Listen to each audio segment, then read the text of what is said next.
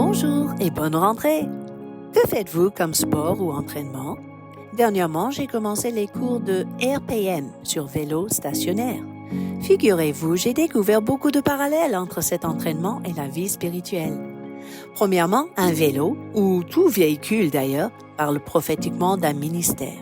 Ce vélo stationnaire reflète pour moi que tout ministère doit être ancré, ou bien, pour citer Éphésiens 3, 17 à 19, enraciné et fondé dans l'amour, afin de comprendre l'amour de Christ qui surpasse toute connaissance, en sorte que nous soyons remplis jusqu'à toute la plénitude de Dieu.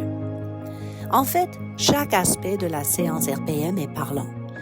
Dès le départ, il faut cibler l'endurance. Le parcours virtuel est assez intense et très variable, tout comme la vie. On doit toujours commencer par l'échauffement, ce qui représente pour moi la préparation ou la communion avec Dieu. Au bout de quelques minutes, on se retrouve légèrement essoufflé, car sa présence nous coupe le souffle. Tout comme la vie, le circuit RPM implique une cadence mesurée, des intervalles, des descentes et des montées, et la récupération. On parle aussi de la posture. Par exemple, l'engagement du centre du corps est obligatoire. Regardez combien de fois la Bible parle des entrailles. L'homme intérieur est la base de tout. Ensuite, les épaules haussées, c'est une position de stress. Ça coupe l'oxygène. Mais les épaules baissées, c'est une position de détente et de confiance. Il y a une posture particulière pour l'accélération et la vitesse, une autre pour la montée ou l'attaque, comme au combat, où on active les genoux. La posture parle de notre positionnement ou notre attitude, à la fois dans la foi et la confiance, simultanément dans l'humilité. Si on sent une crampe dans les pieds, c'est parce que les muscles des pieds n'ont pas l'habitude. Nos pieds sont pour nous amener à annoncer la bonne nouvelle, selon Éphésiens 6,15 et Ésaïe 52,7. Puisque nos pieds sont chaussés de l'évangile de paix, on doit avoir l'habitude d'annoncer l'évangile régulièrement. Puis les mains restent sur le guidon et le coach, c'est le Saint-Esprit. Ces consignes, ces encouragements sont comme la parole de Dieu. La musique qui établit le tempo, c'est comme la louange, l'adoration. On peut rajouter sur le vélo la résistance, ce qui fait dépenser plus d'énergie. Un peu comme dans le combat spirituel. Quand la charge est lourde, il faut que l'on se mette debout. Ça s'appelle l'attaque. N'est-ce pas vrai que la même chose arrive dans la vie? Là, ce n'est plus le temps de rester passif ou de se laisser porter par l'élan, mais de foncer. Le temps de la course est décidé par le coach et non par l'envie du coureur. J'avoue que quand on s'efforce beaucoup, parfois ça donne presque envie de vomir.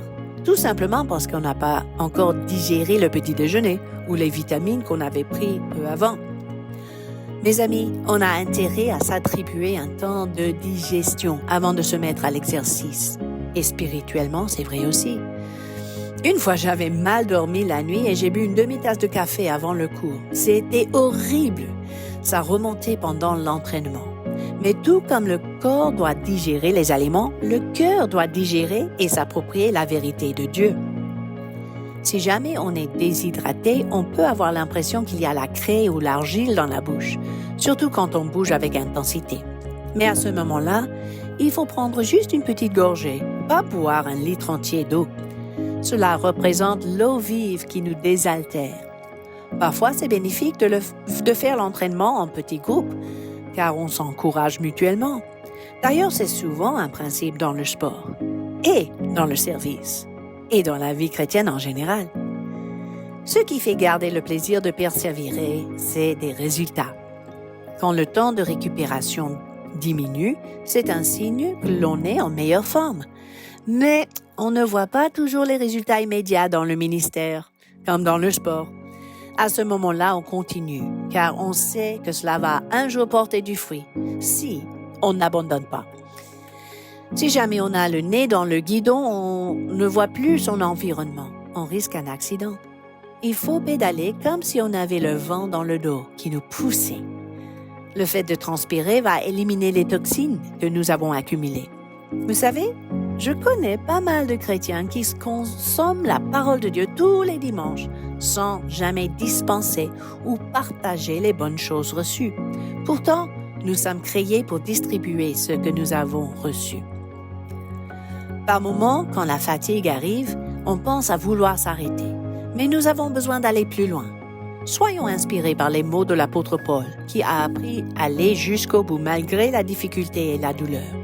Dans Actes 20, 24, il a écrit « Je ne fais pour moi-même aucun cas de ma vie, comme si elle m'était précieuse, pourvu que j'accomplisse ma course avec joie et le ministère que j'ai reçu du Seigneur Jésus, d'annoncer la bonne nouvelle. » À la fin de sa vie, selon 2 Timothée 4, 7, il a pu dire avec confiance « J'ai combattu le bon combat, j'ai achevé ma course, j'ai gardé la foi. » Ça, c'est un message pour les jeunes et aussi pour les moins jeunes. Pour finir, on fait des étirements pour se protéger des blessures, ce qui, pour moi, symbolise se revêtir de l'armure de Dieu, surtout après avoir intercédé, fait du combat spirituel ou exercé le ministère. Je vous invite à le faire avec moi selon Éphésiens 6, 14 à 17. Étant ainsi équipés et protégés, nous sommes prêts à continuer notre journée et à servir le Seigneur avec joie. À bientôt!